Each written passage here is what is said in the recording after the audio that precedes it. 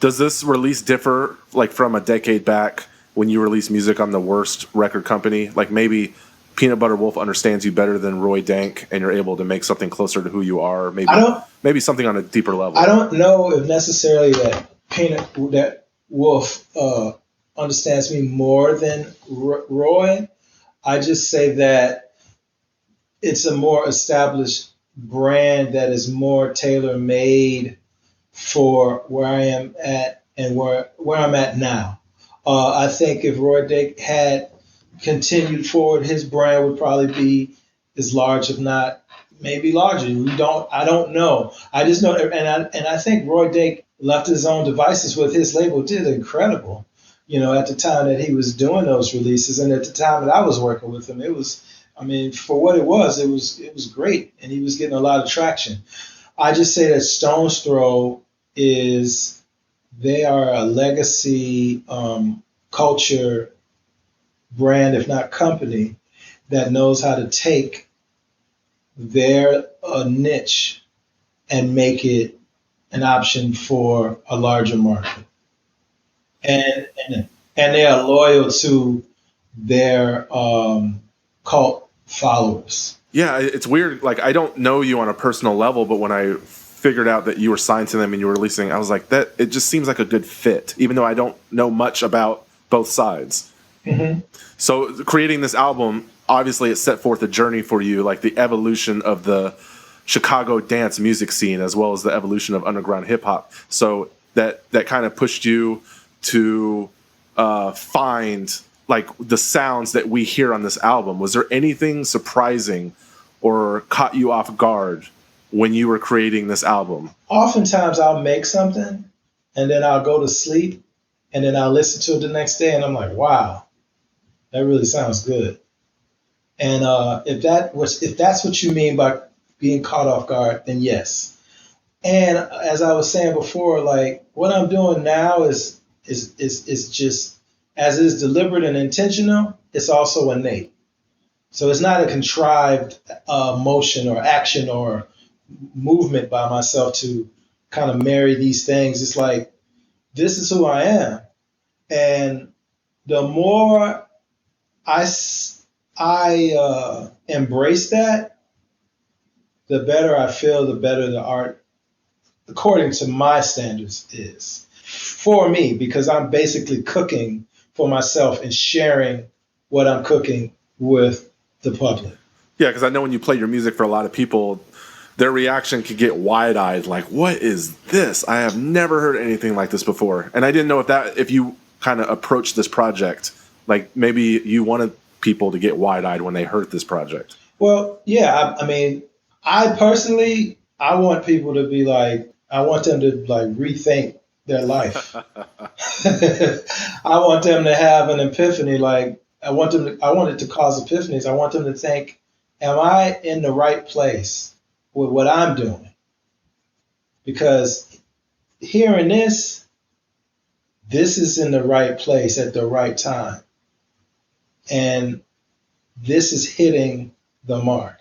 Do I do that with what I do on a day-to-day basis? Am I in alignment with my purpose? Do I know my purpose?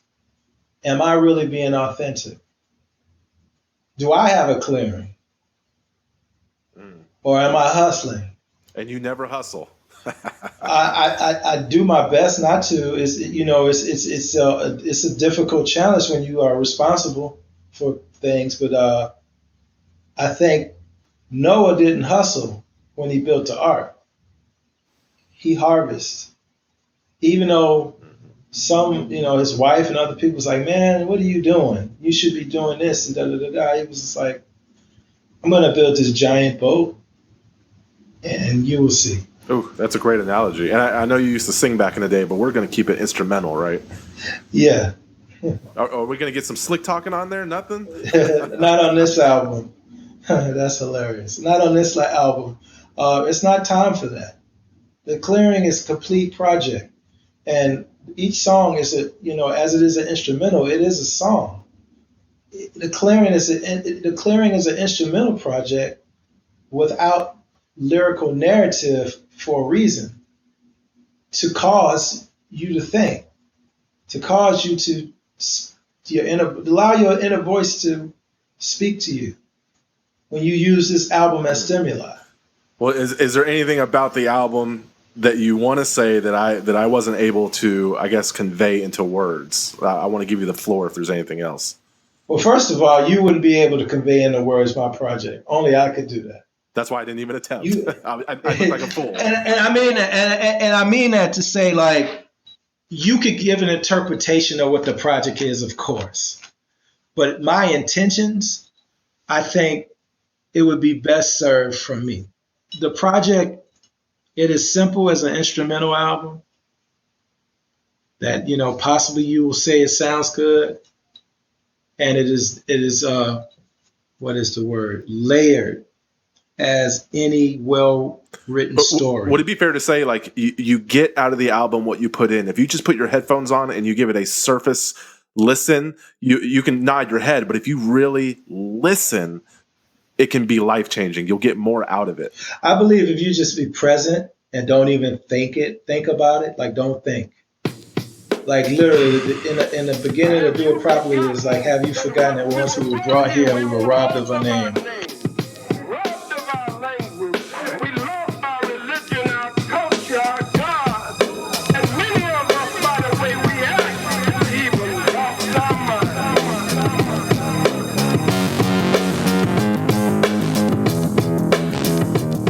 And I'm saying all of those things, let them go. And I'm saying just be present. Let go of your preconceived notions. Like the beginning of this conversation, most of the conversation at the top was all about the past. And I'm no longer there. As great as those things were, I'm no longer there. So if you just come to the conversation clean slate and be present to what you don't know, that's when epiphanies are caused. That's when paradigms shift. So if you come to the album the same way you come to conversations, sir, and you listen to this album in that way, I believe, and it is prescribed in that way, that you may very well have a clearing of your own.